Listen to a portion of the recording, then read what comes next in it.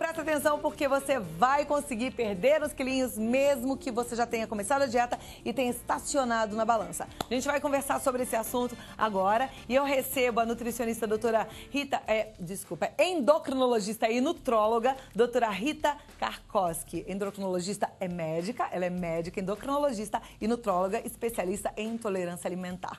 Doutora, muito obrigada por ter vindo. Obrigada pelo convite. Muito bom esse assunto, porque eu acho que isso é algo que angustia todos, né? Todo mundo começa uma dieta super empolgado, perde já de cara os 3, 4 quilos no mês e tal, e depois estaciona. Sobe na balança e o ponteiro fica ali, parado na mesma, né? É o platô, né? É o platô. Como é que faz pra gente sair desse platô e continuar perdendo peso? Tem um jeito, tem um mistériozinho que a gente precisa aprender? Tem. Então, é assim.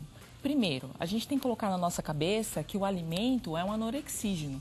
Ele já ajuda a diminuir o sinal, ele já estimula o sinal aqui da fome no meu cérebro. Então, esse negócio de ficar fazendo jejum prolongado por muito tempo, o pessoal pensa que vai ficar muito tempo sem comer e que vai emagrecer, e não vai. Por quê? Eu não fornecendo energia para o meu organismo, ele vai entender como se não tivesse e vai abaixar ainda mais o meu metabolismo.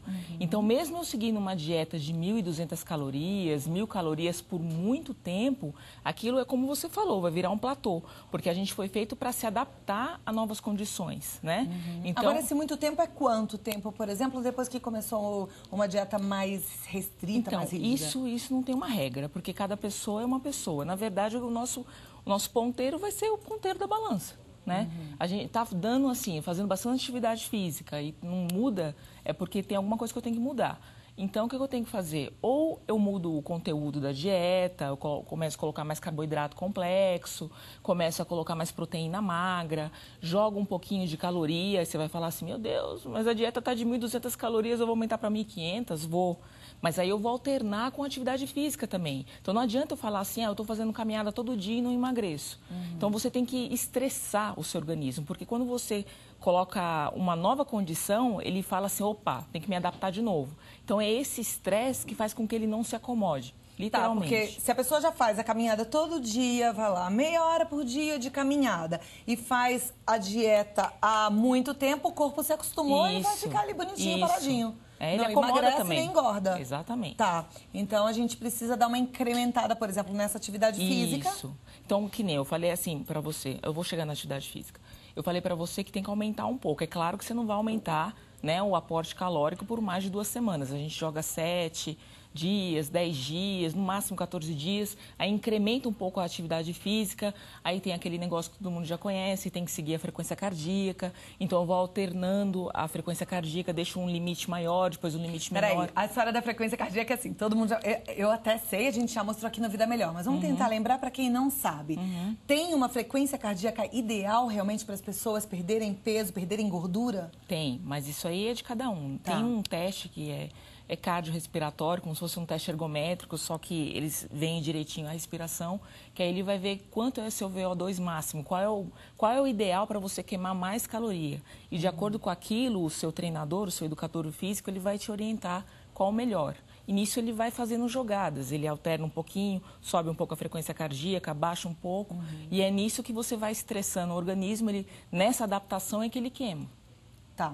Agora, quem não quer incrementar os exercícios, consegue mudar essa história do ponteiro ficar parado no mesmo lugar da balança só mudando a alimentação? Então, é assim, o ideal seria atividade física, porque aí quando você faz mais atividade física, você pode aumentar mais a massa magra, e aumentando mais a massa magra, aí eu digo músculo, eu estou melhorando o motor do seu carro. Então, se o seu motor do seu carro era 1.0, ele começa a aumentar, ele vai para 2.0 e ele queima tudo direitinho. Se eu não puder fazer isso, eu posso fazer algumas jogadas, como eu falei para você, eu aumento um pouquinho, eu modifico qual é o conteúdo da dieta, deixo um pouco de carboidrato complexo, porque aí ele vai dar um pouco mais saciedade. Aí eu alterno um pouquinho. O que é o carboidrato mais complexo? Carboidrato complexo é aquele carboidrato como um arroz integral, macarrão integral. Tem mais fibra. Isso, que além dele dar um pouco de saciedade, muitos deles têm um índice glicêmico baixo. O índice glicêmico baixo é essa capacidade que um carboidrato tem de fazer um pico de insulina, de estimular um pico de insulina no meu organismo.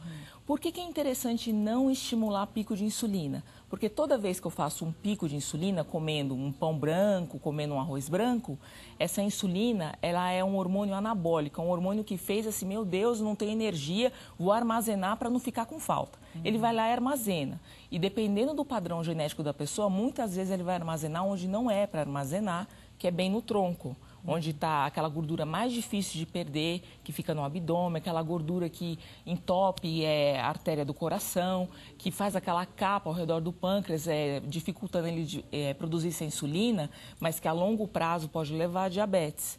Então, o carboidrato complexo é interessante por causa disso. Uma pessoa que normalmente come o carboidrato simples, então come o arroz branco, come o pãozinho francês, o pão branco sempre, e fez uma dieta de baixa caloria, né? Mas não fez o uso dos carboidratos mais complexos, como arroz integral, pão integral. Se ela somente trocar o que ela usava de simples para integral, para complexo, ela consegue aumentar o gasto metabólico e perder peso? Você pode começar a fazer steps, né? Você pode ir fazendo etapas. Você pode começar por essa etapa, porque afinal de contas, mudar o estilo de vida é uma coisa complicada. Porque tem aquela pessoa que fala assim, nossa, pense em arroz integral já, né? Então, você pode falar assim, olha, vamos tentar esse aqui primeiro, aí vai chegar no platô de novo. Tentou? Olha, agora vamos fazer outra coisa, vamos colocar mais proteína magra, vamos colocar mais carnes menos gordas, vamos diminuir um pouco mais o carboidrato. A gente vai trabalhando, e aos poucos, porque assim, além dela emagrecer, eu também, aos poucos, eu sempre falo que papilas gustativas são adestráveis. Né? Então, se você começa a mudar um pouquinho, começa um pouquinho ali, de repente eu vou jogar um arroz branco nela, ela já vai achar, não, mas não sei, o integral me sinto bem. Por quê? Porque se essa pessoa também tiver resistência insulínica, que é aquela tendência para ter diabetes, porque fica com a insulina lá em cima, se ela ficar comendo carboidrato branco, vai aumentar aquele pico de insulina que eu falei. Toda vez que aumentar aquele pico de insulina, eu posso ter hipoglicemia. Eu posso ter tremores, suadeira, a vista fica meio escura, mal-estar mesmo. Às vezes dá um mal-estar que eu olho e eu quero comer o que tiver na minha frente, né? E aí ela vai começar a comer o arroz integral, ela não vai ter isso, porque não vai ter aquele pico Então ela vai se sentir melhor comendo o integral. Isso, ela mesmo, por ela mesma. Tá. Agora, existem alimentos que dão uma incrementada na dieta e que ajudam a emagrecer, a perder peso? Tem, aí a gente junta naquela pessoa que tem mais dificuldade para fazer atividade física, né? Então, são os termogênicos. Esses alimentos, eles vão valer a pena se eu comer pelo menos 2 vezes por dia. E eu tenho que dar uma variada, comer, por exemplo, não comer sempre a mesma coisa. coisa. Termogênico? Canela? Canela é um termogênico, eu posso usar em sopa, em molho, não nas pode carnes. Fazer mingau de maisena e colocar canela em cima, né? Não adianta, que aí vai engordar. Só se colocar uma porçãozinha desse tamanho, né? Tá Mas bom. mesmo assim. Nem o arroz doce com canela também, não, né? Não, doce não, né? Tá. E vamos pôr um adoçante para quebrar uma caloria, né?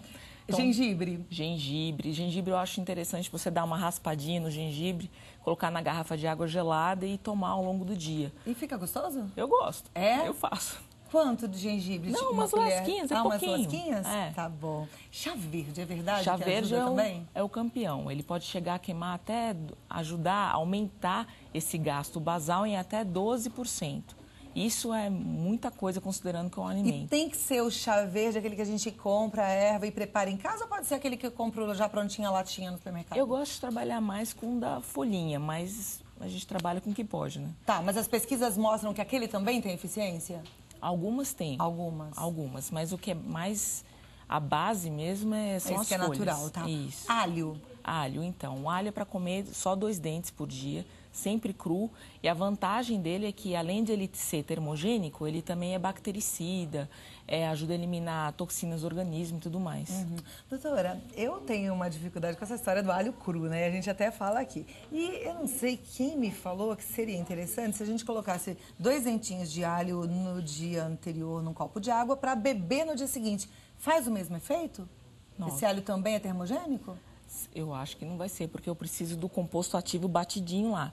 Não sei te falar se você bater bonitinho lá e concentrar menos e beber, vai estar. Isso eu não vou saber te falar. Tá, na verdade, o interessante é comer o alho mesmo. Eu acho mais interessante comer o alho. Difícil, né?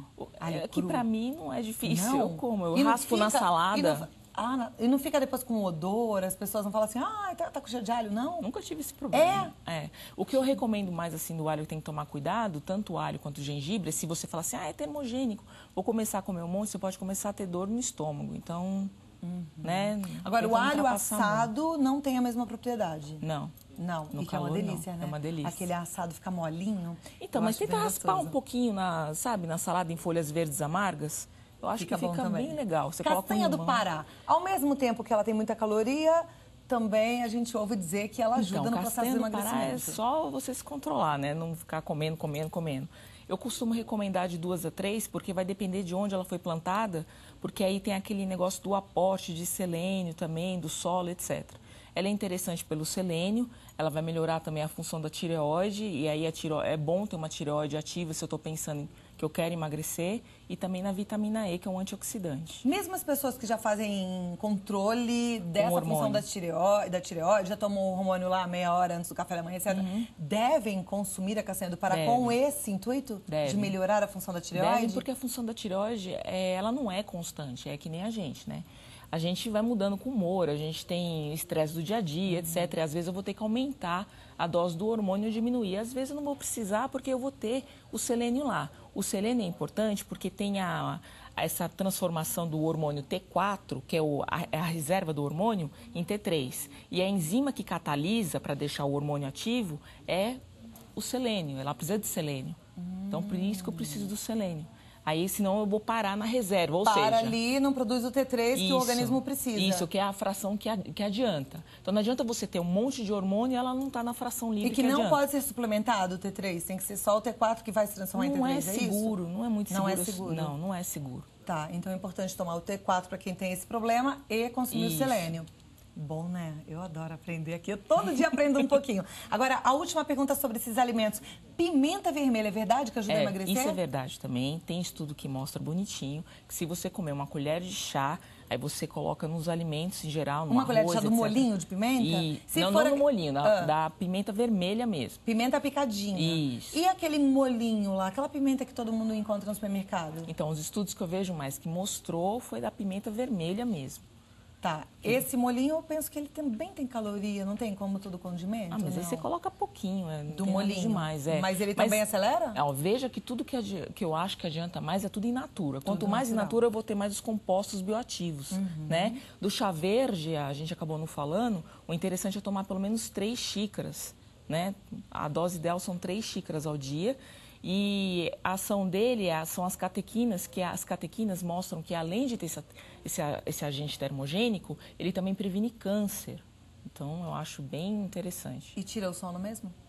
Tira, se você começar a tomar mais em pessoas mais sensíveis, então tem que tomar para quem tem problema de insônia, dorme mal, cedinho. Isso, porque tem cafeína também no chá verde. São 3 xícaras a quantidade necessária. Uhum. E importa se vai tomar esse chá verde perto da refeição ou não? Vai comer, já ajuda a queimar um pouquinho, né? Então, tá bom. Vamos aprender, né? Eu gosto muito. E olha, você pode tirar mais dúvidas com a doutora Rita Karkoski, que é endocrinologista e nutróloga, no endonutrometabologia@gmail.com ou no telefone 0 operadora 11 963 17 3906. 963 17 3906. Posso só dizer uma coisinha? Eu pego muito paciente estressado hoje em dia que não dorme. E assim, tem vários estudos que mostram que ficar sem dormir também engorda. Então, se eu quero otimizar a minha queima, eu tenho que estar dormindo, eu tenho que relaxar. Porque quando eu durmo, que eu produzo a melatonina, que é um hormônio que faz com que eu desplugue da tomada e que eu relaxe. Não adianta tentar fazer dieta, fazer atividade física se eu não dormir. Não adianta. Mesmo que esse dormir seja com a ajuda de medicamento ou não?